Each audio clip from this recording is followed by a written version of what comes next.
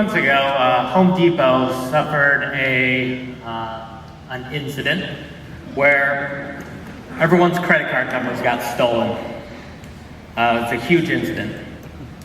The way credit cards work, it works like this. So I present a credit card to Home Depot. They have a point of sale system. And the card says to Home Depot, my credit card number is 12340000000. Whatever's in front of that card, and a bit of other information.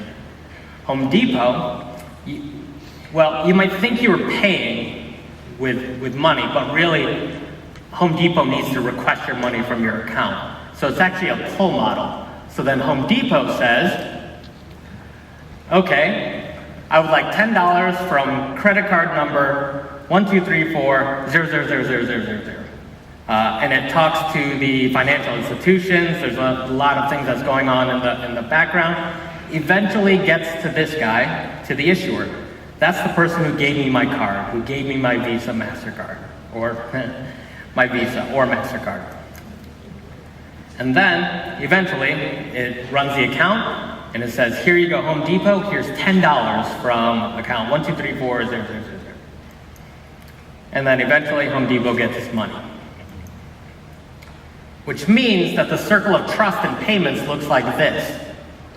It means you have to trust every single one of these entities. It's not just Home Depot, it's not just the issuer, there's a bunch of acquirers, banks, and it's not just Home Depot, it's also a lot of merchants too. So Starbucks, Amazon, anywhere that takes money, any store that you see online or offline. Those are all merchants. You have to trust them with your credit card number, because if they have your credit card number, anyone could get money from your account. So that's where Home Depot got in trouble. They had a bunch of credit card numbers and they got stolen.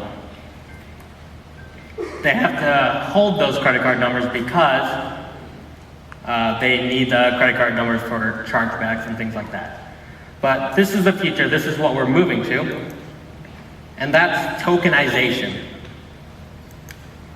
Right now your credit card number can be used anywhere. I could use the same number at Macy's, or I can use it at Starbucks, and I can use it at Home Depot. But what if you pay with a number that doesn't work everywhere? Now, what does that mean? Recently, Apple announced Apple Pay, and it's the concept of you taking out your phone, and instead of you using your credit card to make a transaction, you hold your phone to a point of sale system at CVS or something like that, and you put your finger on the little thumbprint reader, and instead of you swiping the card, it pays over the air when it's really close. And they're starting to put these on devices now, not just cards. So the way a transaction would work, it would work like this now. Instead of giving your credit card number, when Home Depot and your phone are talking, your phone gives not your credit card number, it gives this number. It's called a token. It's a random set of numbers that means only a few things to a few people, and that those few people are at the end of this chain. So the phone gives a bunch of numbers. Home Depot says, okay, I don't know what to do with these bunch of numbers, pass these numbers along. It goes through the financial tubes again, and eventually ends up to the issuer. And the issuer, using this random set of numbers, can somehow determine that this token, 7574, means my account number 123400000, and it could also tell that I made a purchase for $10 at Home Depot at 7 p.m. That's what this number means. And eventually, Home Depot gets its money.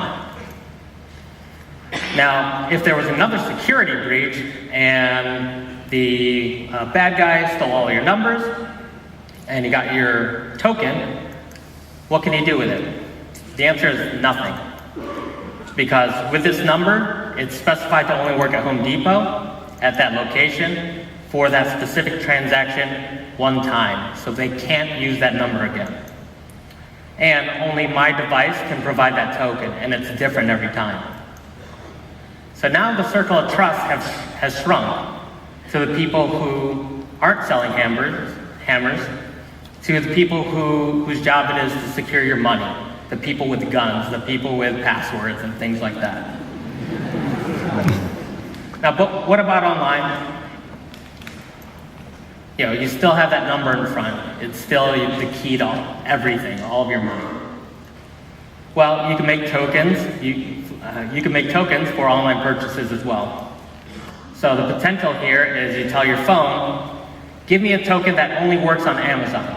And the token looks like a credit card number, which means if someone steals that credit card number, instead of canceling your credit card account, you invalidate the token and you're safe. The token is useless, and we're starting to see tokenization in devices such as phones, but not just phones.